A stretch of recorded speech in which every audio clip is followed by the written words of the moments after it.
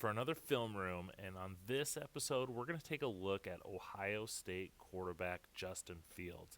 If you're not familiar with what we do here, is I take a look at his game tape and I highlight different parts of it that kind of show the type of prospect that Justin Fields is. So Fields is coming off a tremendous 2-year run with the Ohio State Buckeyes that took him to one college football semifinal and one college football playoff national championship game.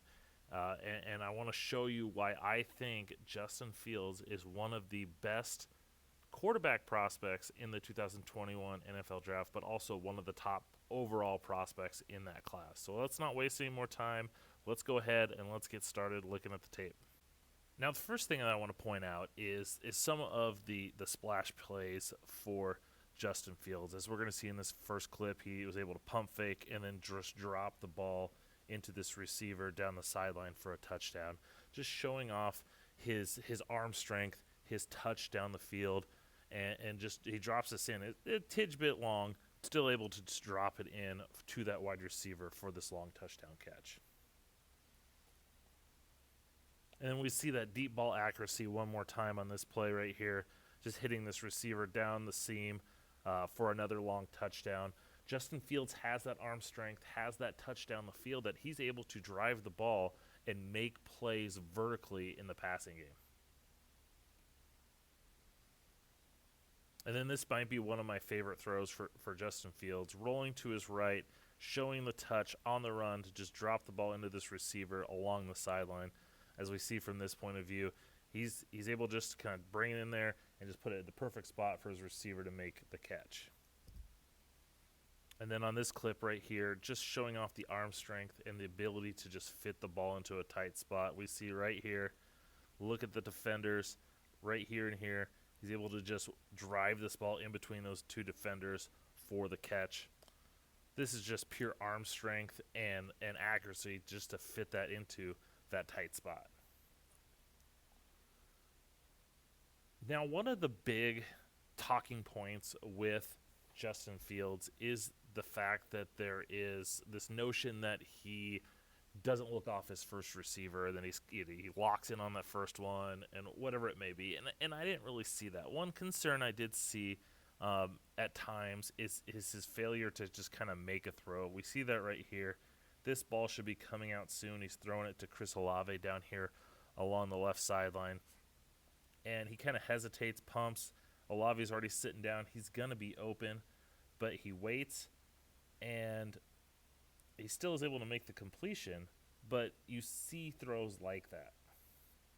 That being said, I saw just little bits and pieces of that. Far too often, I still saw Justin Fields showing the ability to go from one read to the next. Here's a great example of this. He's going to throw to Chris Olave here at the bottom of the screen, but look, his eyes are in the middle. He's looking this way, and then no one's open. Then he turns, and as we see right here at the bottom, Olave's opening up, and he's able to hit him in the middle there for that throw. If we look at it from the end zone view once again, he's not looking. That's not his first read. He's looking in the middle, he's looking over, and then he goes and makes that pass.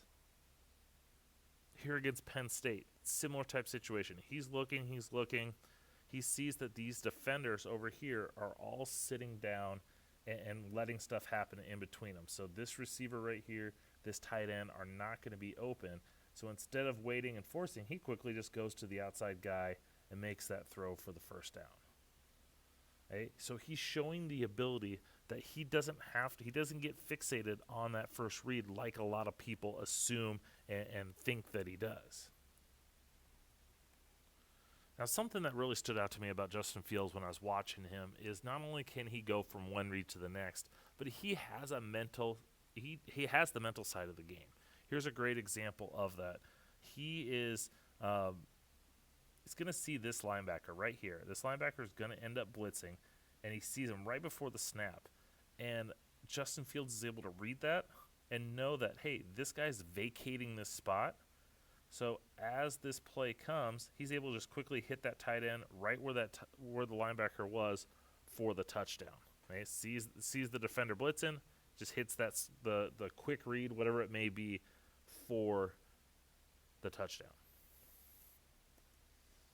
Another thing that I really want to see out of my quarterbacks when I watch them is I want to see, can they manipulate the defense. And on this long touchdown throw, you're going to see Justin Fields do that. So on the snap, he's going to look right. He's looking down here. We see that's making this safety have to turn and go this way. Okay? Before Fields is able to unload to the receiver for that long catch. And he's able to do that because we see here, he's looking here. His eyes moving that way, forced that safety to go across. Then he looks short, causing those defenders to stay there before he's able to hit this receiver down the numbers. We see the exact same thing later on in that game. He's at the snap, he's looking right. Once again, he's looking over here. You look at the two safeties, they're already starting to move in that direction. And he looks there, then all of a sudden turns, and he's able to unload another deep ball to his receiver here for that touchdown. Another example of using his eyes to manipulate the defense. Look right, get the safeties moving that way, and then unload to your speed receiver going down the left-hand side for the touchdown. Now, Justin Fields is much more than just this guy that's going to just chuck the ball deep and be a vertical passer. He's got that element to his game, but he also shows the understanding to how to throw with anticipation. You can have as good of an arm, as strong of an arm as you can, but if you can't throw with good anticipation, that limits what you can do in the NFL. And on this throw, he's going to throw a touchdown over here to Chris Olave, and he's going to throw this kind of hook route in the red zone with anticipation. So as he rolls to his right, Olave's going to run kind of a hook, and as we can see right here, the ball is starting to come out of Justin Fields' arm, and Olave still hasn't yet to make that break outside. And so as we see, boom, right there. To see him coming open and make that throw, so as soon as he breaks out, that ball is being completed. Another example of this anticipation is a throw to the tight end. He's going to throw and hit this tight end for a touchdown pass on a hook route, and the ball is thrown with anticipation, and it gets up on him quick. So as we see here, he's going to break, and he's making this defender look like he's going to go out into kind of like a corner-type route, but he's going to end up stopping and sitting down. And as you see with Justin Fields, he starts making that way. He's starting to make his throw now. So when the ball is out, that receiver is still turning around, and it gets to him quick for the touchdown.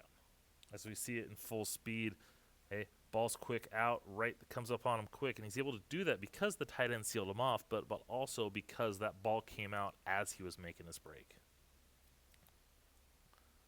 Another thing that I really like about Justin Fields is his ability to throw with touch. You know, you can throw deep balls, you can throw with anticipation, but you got to have success in the NFL by throwing with touch. And he's going to do this. He's going to hit his receiver on a corner route, but what makes this even more impressive, he's able to do so without kind of getting hit, and he kind of drops that ball right in over a defender and to that receiver. But look at he's doing this right here. This defender is coming in, and he's going to, get this pressure, get some contact on him as that ball is being thrown, and he's still able to drop that into that receiver in that corner of the field. Hey, we see another touch throw, another placement throw right here off of play action. He's going to have Olave coming across the middle here. And the way that the defenders are going, this defender's sitting up, so he can't necessarily lead him like he wants. So he has to put that ball slightly behind so he can fit it in there and still make that completion.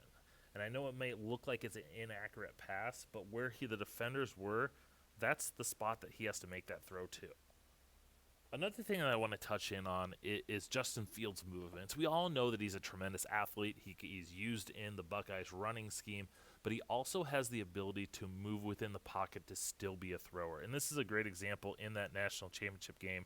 He has this linebacker is going to blitz, and he's going to beat the center a bit, and it forces Fields. He's able to slide and still make that throw.